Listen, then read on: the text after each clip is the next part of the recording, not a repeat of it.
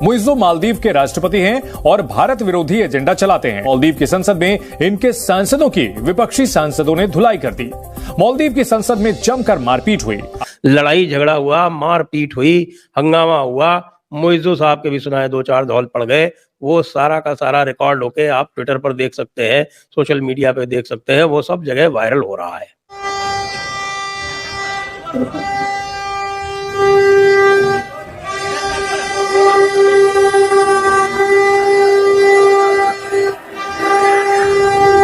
मालदीव्स में खेला यह चल रहा है कि यहां पे जो ऑपोजिशन पार्टीज हैं वो खड़ी हो गई। बिल्कुल ऑपोजिशन पार्टीज खड़ी हो गई। किसके खिलाफ? वो खड़ी हो गई हैं मोहम्मद मुइज़्ज़ो के खिलाफ, जो कि उनका राष्ट्रपति है। और वो उनसे कह रही है मोहम्मद मुइज़्ज़ो से कि भाई तुम पागल हो। आप इस सिनेरियो को कैसे ड्रॉ करेंगे?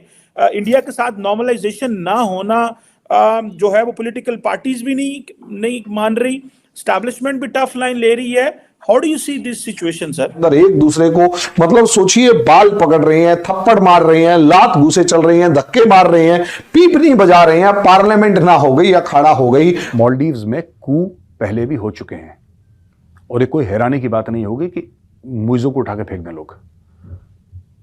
इन्होंने पता हाल ही में क्या करा? मालदीव्स बहुत जल्दी रेडिकलाइज हो रहा है दोस्तों, और मुझे लगता है कि अपने साइज के हिसाब से किसी भी देश को उछलना चाहिए। इतना बिलांत भर का है मालदीव्स, बिलांत भर का, बिल्कुल छोटा सा देश है, राइट? तो माले के मेयर के चुनाव में मुइज़्ज़ो की पार्टी बुरी तरह से हारी अपने चुनाव के 1.5 महीने के बाद ही। तो ये भी एक रिकॉर्ड कायम कर लिया मुइज़्ज़ो ने कि इतनी जल्दी कितने अनपॉपुलर हो गया, वो भी उसने रिकॉर्ड कायम कर लिया। उसने चीन के रिसर्च एयरक्राफ्ट को वहां डॉक करने की इजाजत दे दी। अब भारत तो कुछ और कर नहीं रहा है। भारत तो यही कर रहा है कि उसने अब राइस एक्सपोर्ट पर बैन लगा दिया है। जो सस्ती दवाएं होती थी उनके जो है शिपमेंट्स को उसने जो अब चेक करना आरंभ कर दिया है। चेकिंग में आपको पता है टाइम लगता है। जो उनके बड़े आसानी से वीज़ा मिल जाया करते थे, मेडिकल वीज़ा, उनके ऊपर थोड़ी सी दिक्कत आ गई है। और भी जो सामान यहाँ से बहुत आसानी से जाता था वो तो दिक्कत है ही।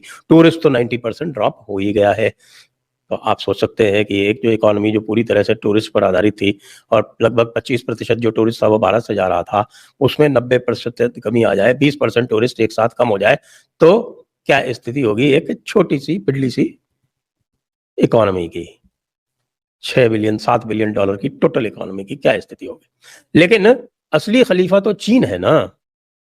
तो भाई चीन, तुमने एक पिद्दी से मुइज़्ज़ो को थोड़ा सा बीजिंग में बुला के चाय नाश्ता करा दिया और उसके थोड़ी सी नीचे से हवा भर दी, तो अब हवा भर के वो गुब्बारा हो गया। लेकिन गुब्बारा होके जब यहाँ पहुंचा है वापस मुइज़्ज़ो, तब आप उसकी हालत देखिए। सबसे पहले तो उसकी पार्लियामेंट में मेजॉरिटी खत्म हो गई, लोगों ने प्रदर्शन शुरू कर दिए और लोगों का ये कहना है कि ये मुइज़्ज़ो की जो सरकार है ये 2-4 महीने से ज़्यादा वैसे भी नहीं चलने। जय हिंद दोस्तों। तो वीडियो देखने से पहले मैं आपको बता दूं कि मालदीव में आकर हुआ क्या है। मालदीव में बिल्कुल जो पार्लियामेंट है ना, ऐसा लग रहा था जैसे कि WWE शो चल रहा हो। बिल्कुल इस गली के गुंडे नहीं लड़ते ऐसे पार्लियामेंट में ये लोग आपस में लड़ रहे थे। हालांकि मुइज़्ज़ो को क्या था कि मुइज़्ज़ो ने वहाँ पर जो मंत्री होते हैं तो उनका गठन नहीं किया था, वो अभी भारत विरोधी कामों में ही लगा हुआ था। तो विपक्ष को इसका फ़ायदा भी मिला। अब पार्लियामेंट में अगर पहले जैसे कि मंत्री गठन वो पहले करता तो पास हो जाता, लेकिन अब विपक्षी पार्टियों ने सोचा कि हाँ इस पर दबाव डाला जाए, तो उन्होंने बिल पास होने से रोक दिए। तो ये दो लोग आपस में भिड़ गए। अब तानाशाह का चेला है तो स्वाभाविक है तानाशाही तो करना ही करना है, तो इसलिए ये सब कुछ हो रहा है। हालांकि मुइज़्ज़ो ने कुछ मंत्रियों को तो वहाँ पर बना डाला है, यूँ समझ लीजिए कि उनको उनके अधिकार दे दिए हैं इसने, क्योंकि तानाशाही ऐसे ही काम करते हैं। पार्लियामेंट में जब कोई बचा ही नहीं, सब एक दूसरे से लड़ भिड़ कर पहुँच गए, तो स्पीकर वगैरह उनके ही हैं, पास करवा लिया जो करवाना था उसे। क्योंकि कानून ही कुछ नियम हैं वहाँ के, जैसे कि आपको मंत्री गठन करना है तो उसके लिए पार्लियामेंट की इजाज़त ज़रूरी होती है, वहाँ पर बिल पास होते हैं, तो वो पास करवाना ज़रूरी है। अब यहाँ पर समस्या ये हो रही थी कि विपक्ष की पार्टियों के पास बहुमत है, मुइज़्ज़ो के पास नहीं है, तो क्या करें? तो ठोक पीट के ही काम चलेगा। तो उसी हिसाब से भाई ने काम किया है। लेकिन इस तरह से एक पार्लियामेंट में लड़ना, ये गली के गुंडे भी इस तरह से नहीं लड़ते हैं जिस तरह से ये लोग लड़ रहे हैं। पूरी दुनिया में इनकी फजीहत हो रही है। अब यहाँ पर चीन के लिए समस्या खड़ी हो गई। जो चीन सपने देख रहा था कि वहाँ पर तो मैं बेस बना लूँगा और भारत को घेरने का पूरा प्लान था उसका, वो तो चौपट होते दिखाई दे रहा है। क्योंकि जिस तरह की वहाँ से तस्वीरें आई हैं उसके बाद तो चीन भी सोच रहा है कि आगे पैसा लगाया जाए या ना लगा जाए। क्योंकि जैसे कि ग्वादर पोर्ट बनाया था इन लोगों ने पाकिस्तान में, उसका पैसा डूबा कि नहीं, वैसा ही यहाँ डूबने के चांसेस हैं। तो चलिए आगे वीडियो देखते हैं। कैसे मुइज़ू को यहाँ पे उसकी ऑपोजिशन पार्टी कॉर्नर कर रही है और चीन जो है उसको बूस्ट अप कर रहा है। लेकिन हाल फिलहाल में इंडियन नेवी के जो चीफ हैं एडमिरल आर हरि कुमार, उनका एक स्टेटमेंट आया है। और उनका क्या स्टेटमेंट है? Admiral R Hari Kumar sir का यह स्टेटमेंट है कि हमें कोई आदेश नहीं मिला मालदीव से पीछे हटने का। मैंने आपको बताया था ना 15 मार्च डेडलाइन दी है इसने। मोहम्मद मुइज़ू है प्रेसिडेंट ऑफ मालदीव्स, उसने 15 मार्च की डेडलाइन दी है कि सारे भारतीय फौजी वहां से निकल जाएं। लेकिन भारत के नेवी चीफ हैं एडमिरल आर हरि कुमार, वो कहते हैं कि हमें पता ही नहीं इसके बारे में। हमारी सरकार जब बोलेगी हम तब हिलेंगे, तब तक हमारे बंदे वहीं पे हैं। तकरीबन 77 से लेकर 80 ट्रूप्स हमारे हैं, 2 हेलीकॉप्टर और 1 डॉर्नियर है, दैट्स ऑल। ज्यादा बड़ी फोर्स नहीं है, बहुत छोटी फोर्स है, लेकिन वो वहां पे प्रेजेंट है, जिसके बेसिस पे उसने पूरा अपना इलेक्शन लड़ा। अब दोस्तों मैं आपको बताता हूं क्या हो रहा है यहां पे। भारत मालदीव्स इतनी आसानी से नहीं छोड़ेगा। आप लोग एज अ कॉमन सिटीजन आपको गुस्सा आएगा, मुझे भी आया। मैंने बोला यार मालदीव्स इतना हल्ला कर रहा है, भाड़ में जाओ, नहीं जाते वहां पे। लेकिन जियोपॉलिटिक्स ऐसे नहीं होती।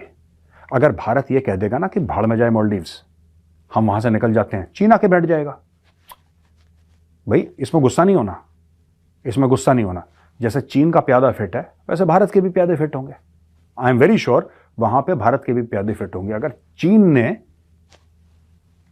किसी को चटनी चटाई है तो भारत ने भी किसी ना किसी को, आप समझ रहे हैं मैं क्या बोल रहा हूं, भारत ने भी किसी न किसी को चटनी चटाई होगी। और बॉस इसीलिए मालदीव्स में लड़ाई हो रही है। एक पक्ष भारत का है और एक पक्ष चीन का है। चीन का जो पक्ष है वो हेड कर रहे हैं मोहम्मद मुइज़ू, जो चाइना के गाने गाते हैं, और 2-3 अलग पॉलिटिकल पार्टियां जो ऑपोजिशन में हैं वो गाना गाती हैं भारत का। और वो कन्विंस्ड हैं कि मालदीव्स का फ्यूचर भारत के साथ मिला हुआ है। यहां पे बहुत ज्यादा प्रेशर है मोहम्मद मुइज़ू पे, जो कि प्रेसिडेंट है मालदीव्स का। और इसलिए जब उन्होंने ट्वीट करा, देखिए भाई का ट्वीट देखिए, भारत के साथ बहुत पुरानी दोस्ती है, उसका हवाला ये दे रहे हैं। आप नॉर्मल ट्वीट भी कर सकते थे कि I wish the people of India very happy Republic day, कहानी खत्म। ना ना ना, उसने बहुत बड़ा गेम खेला यहां पे मोहम्मद मुइज़ू ने। अब मोहम्मद, आप घर पे रोटी खाते हैं, हम लोगों की आदत है कि रोटी पे कभी होता है कि सूखी रोटी कोई नहीं खा पाते, कहता है रोटी पे थोड़ा सा घी लगा लेते हैं। होता है ना हम घरों पे कि कोई देसी घी लगा लेता है।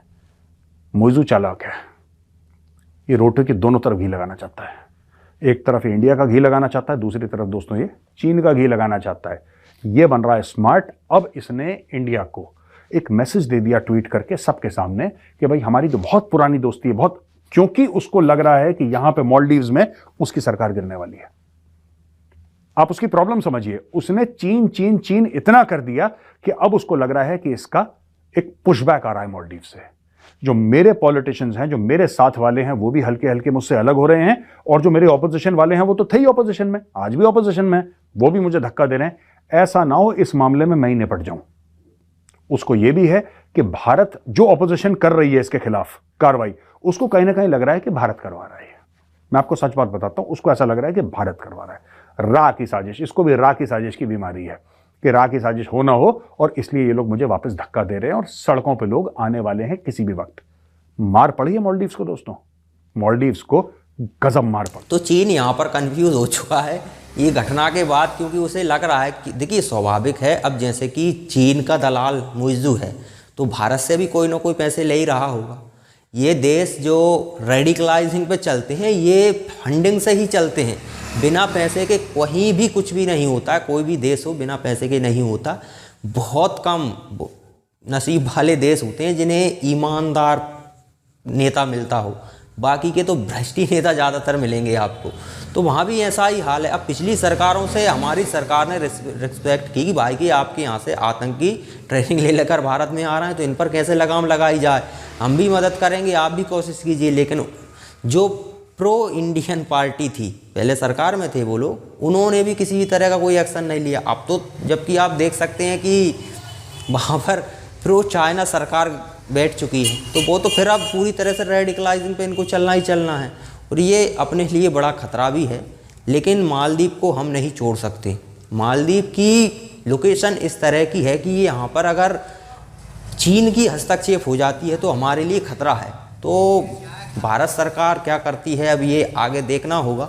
लेकिन अब ऐसा भी नहीं है कि अब पब्लिक तो कह देती है कि जो मालदीव अगर इतना कुछ कर रहा है भाग आओ वहाँ से, जो हमारी वहाँ पर सेना है कुछ थोड़ी बहुत है, ज़्यादा विशेष नहीं, वो भी उनकी सुरक्षा के लिए, तो उसे वापस बुला लो।